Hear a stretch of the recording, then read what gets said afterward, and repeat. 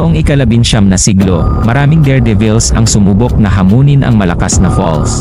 Ang unang tao na nakaligtas sa pagtalon mula sa falls gamit ang isang barel ay si Annie Edson Taylor noong 1901. Siya ay isang 63 taong gulang na guro na nagpasya na gawin ang stunt upang makamit ang pinansyal na seguridad. Marami pang iba ang sumubok, ngunit may magkakaibang antas ng tagumpay at panganib.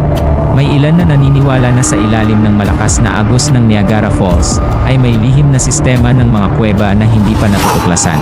Ayon sa mga alamat, ang mga kuweba na ito ay ginamit ng mga unang eksplorador at maging ng mga pirata bilang mga taguan ng yaman.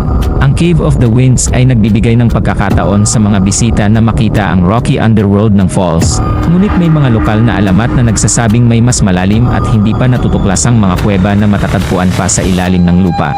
May mga nagsasabing nakakita sila ng mga lihim na waterfalls sa loob ng mga kuwebang ito o nakarinig ng mga bulong na itinuturing na mula sa mga espiritu.